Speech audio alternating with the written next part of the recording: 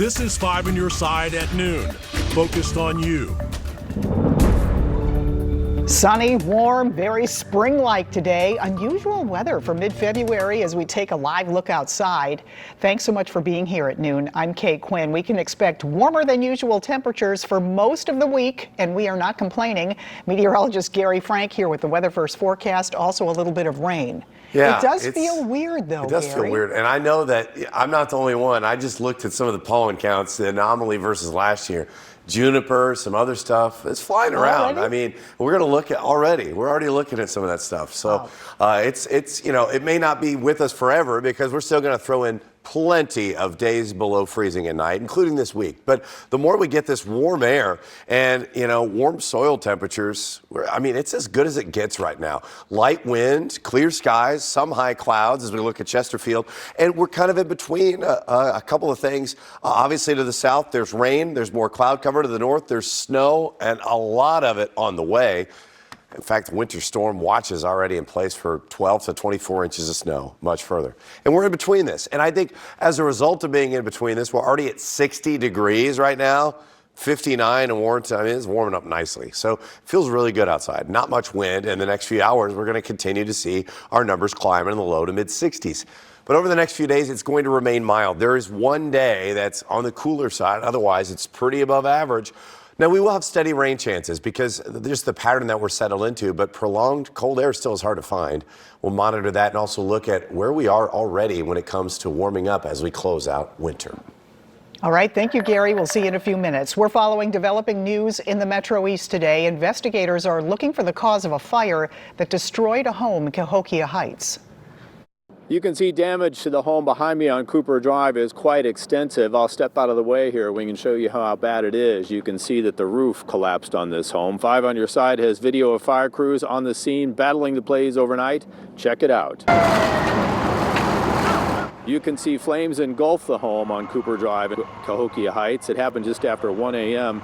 Departments on the scene include Cahokia Heights Police, along with firefighters from Golden Garden, Prairie DuPont, and Columbia Fire Departments. It was an emotional scene. A neighbor tells 5 on your side that 2 people own the home and were able to get out. We are working to learn anything we can about whether anyone was injured in the process and what investigators know about a potential cause. 5 on your side is working to learn what we can about whether anyone was injured in the process of getting out and what investigators know about a cause. Reporting in Cahokia Heights, Alex Fees, 5 on your side. This is just one of several fires in that community over the past few weeks. 2 people died in a fire February 7th on Grand Street. Firefighters say clutter inside and outside the house made it difficult for them to get it under control. And 5 days later, Gary Limestall died in a house fire on St. Leo Drive. Today, investigators also looking into the cause of an apartment fire in the Central West End. It happened in a building along West Pine last night. The fire started on an 8th floor balcony. Residents were forced to evacuate. There are no reports of any injuries. New information today about a 16-year-old girl injured after being hit by a car in St. Louis. We're told Janae Edmondson is from Tennessee and was in town for a volleyball tournament. She suffered critical injuries to her legs in a crash that happened downtown Saturday night.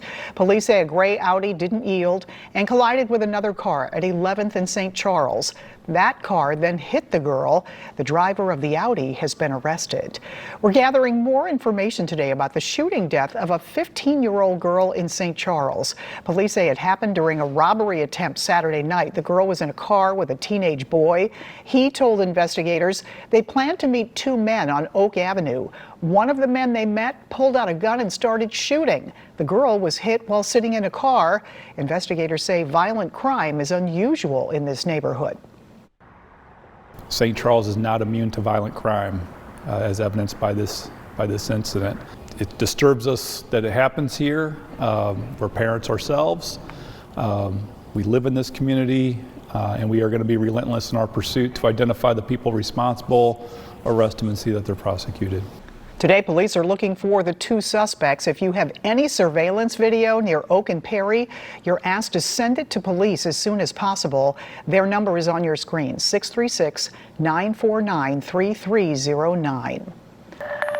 New at noon, President Biden made a surprise visit to Ukraine overnight. It comes as Russia's war against the country approaches the one-year mark. NBC's Bree Jackson has details.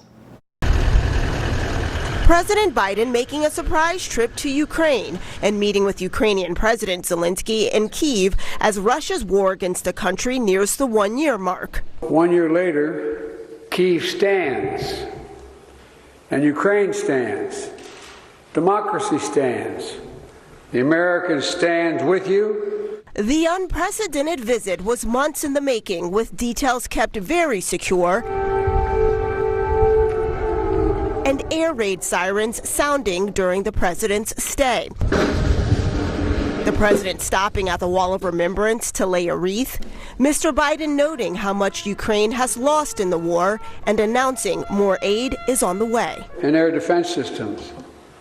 All defend Ukraine, and that doesn't count the other $500 million we're announcing with you today and tomorrow. As the violence rages on, White House officials say they've determined Russia has committed war crimes. We believe that this is a systematic, deliberate effort by the Kremlin. The U.S. also warns that China may be considering providing lethal aid to Russia. We made clear to the Chinese that there will be consequences should they make that unfortunate decision. The Biden administration sending a strong message to other countries. Remind us that freedom is priceless. It's worth fighting for as long as it takes, and that's how long we're going to be with you, Mr. President, for as long as it takes. And pledging unwavering support for Ukraine. In Washington, Bree Jackson, NBC News. While details of the president's trip were kept under tight wraps, the U.S. did tell the Kremlin about the trip hours before it began. The White House isn't saying what the response was. Fond remembrances from around the world coming in today for former President Jimmy Carter. He entered hospice care at his home in Georgia over the weekend. The nation's 39th president is 98 years old. He is the oldest living president in history. He kept a low profile in the public in recent years due to the pandemic, but has continued to speak about risks to democracy around the world.